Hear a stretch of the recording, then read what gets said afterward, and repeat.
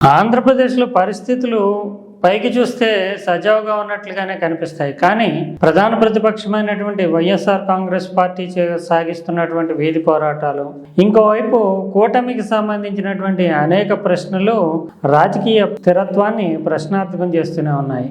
ఒకవైపు జనసేనకు సంబంధించి జనసేన శ్రేణులు పవన్ కళ్యాణ్ ముఖ్యమంత్రి కావాలని బలంగా కోరుకుంటూ ఉన్నారు. కేంద్రంలోకి కనుక చంద్రబాబు నాయుడు వెళితే పవన్ కళ్యాణ్ ముఖ్యమంత్రి స్థానాన్ని అధిరోహించాలనేటటువంటిది జనసేన దీర్ఘకాలికమైనటువంటి డిమాండ్గా ఉంది. అంటే ఆ పార్టీ శ్రేణులు పవన్ కళ్యాణ్ ఏమనుకుంటున్నాడు అనేది పక్కన పెడితే, ఇంకోవైపు బీజేపీ తెలుగుదేశం పార్టీతోటి తప్పనిసరి తద్దినంలాగా వ్యవహారాన్ని నడుపుతున్నప్పటికీ బీజేపీ మాత్రం పూర్తిగా తెలుగుదేశాన్ని విశ్వసించేటటువంటి పరిస్థితి లేదు.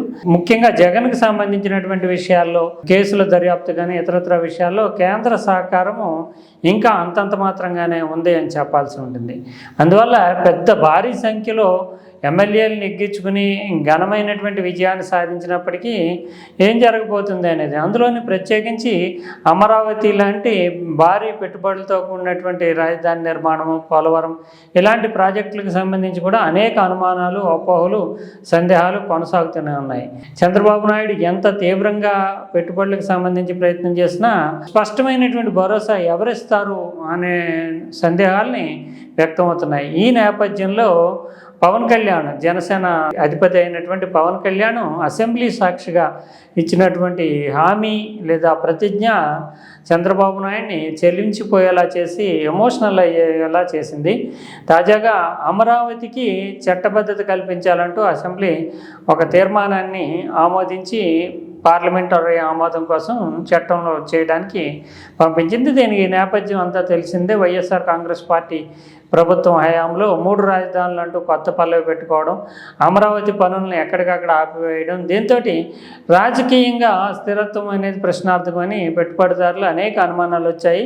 అంతేకాకుండా 3 రాజధానులకు సంబంధించి ఒక రాష్ట్ర అసెంబ్లీలో చట్టం చేయడానికి సైతం వైఎస్ జగన్మోహన్ రెడ్డి ప్రయత్నం చేశారు. ఈ లోపల కోర్టులు రకరకాలైనటువంటి వ్యవహారాలు చోటు చేసుకున్నటువంటి సంగతి మనందరికీ తెలిసిందే. ఇప్పుడు తాజాగా ఇలాంటి పరిస్థితులు తలెత్తకుండా ఉండాలి, అమరావతి శాశ్వత రాజధాని కావాలి అనే ఉద్దేశంతో 2014 విభజన చట్టంలో భాగంగానే పార్లమెంట్లో ఒక సవరణ ద్వారా చేర్చాలంటూ అసెంబ్లీ ఒక తీర్మానాన్ని ఆమోదించి పార్లమెంట్కి పంపింది. అంటే కేంద్ర హోంమంత్రిత్వ శాఖకి పంపించింది. ఇప్పుడు అది ఆమోదం పొందితే కనుక శాశ్వత రాజధానిగా కేంద్రం గుర్తించినటువంటి తొట్టతొలి రాష్ట్రంగా ఆంధ్రప్రదేశ్ నిలుస్తుంది. ఆంధ్రప్రదేశ్ భాషా విభజన, భాషా ప్రయుక్త రాష్ట్రాల్లో ఆంధ్రప్రదేశ్ ఒక చరిత్ర సృష్టించింది.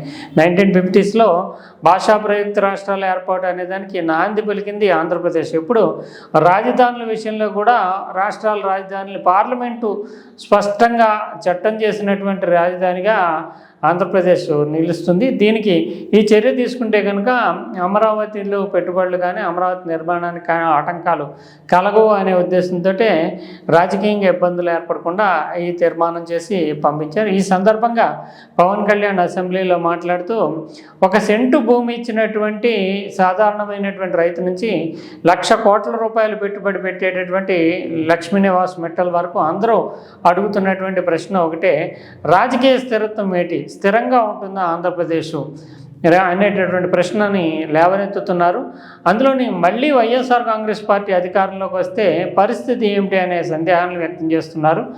తాను ఈ సందర్భంగా హామీ ఇస్తున్నాను, 30 ఏళ్ల పాటు ఆంధ్రప్రదేశ్ రాజకీయ స్థిరత్వానికి ఎటువంటి డోకా లేదు, ఇది నా భరోసా అంటూ పవన్ కళ్యాణ్ సుదీర్ఘంగా ప్రసంగించడము. అంతేకాకుండా వైఎస్ జగన్మోహన్ రెడ్డి అధికారంలోకి వస్తే పరిస్థితి ఏంటంటున్నారో, అతను అధికారంలోకి రాడు, వచ్చేటటువంటి పరిస్థితుల్ని కల్పించము అంటూ స్పష్టంగానే చెప్పారు. తాను తెలుగుదేశం కూటమితో కలిసి నడుస్తాననేటటువంటిది పరోక్షంగా స్పష్టమైనటువంటి సంకేతాలు ఇచ్చారు. అదే సందర్భంలో ఒకవేళ కూటమి యామరిపాటుగా ఉన్నా, లేదంటే కొంచెం బలహీనతను కనబరిచిన, అనైక్యత కనబరిచిన, అవగాహన లోపంతో వ్యవహరించిన అందుకు అవకాశం ఏర్పడుతుంది. అంటే వైఎస్ఆర్ పార్టీకి అవకాశం ఏర్పడుతుంది. కానీ అటువంటి పరిస్థితి రాకుండా అప్రమత్తంగా అలర్ట్ఫుల్గా ఉంటూ ముందుకు నడవాలి. ముందుకు నడిచేందుకు తాను జాగ్రత్తలు తీసుకుంటాను.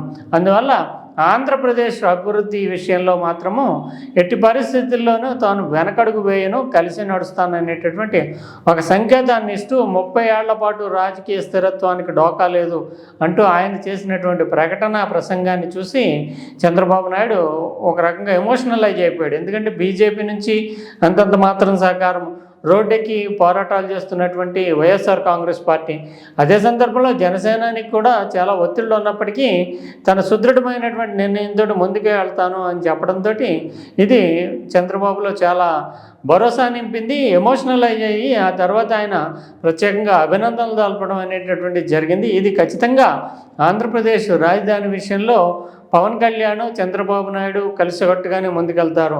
ఎట్టి పరిస్థితుల్లోని వాళ్ళు వెనకడికి వేసేటటువంటి ప్రసక్తి లేదు అనే సంకేతాలని స్పష్టంగానే ఇచ్చింది. బీజేపీ సైతం కలిసి రాక తప్పనటువంటి అనివార్యత ఈ వీళ్ళిద్దరి జోడీతోటి స్పష్టమవుతోంది.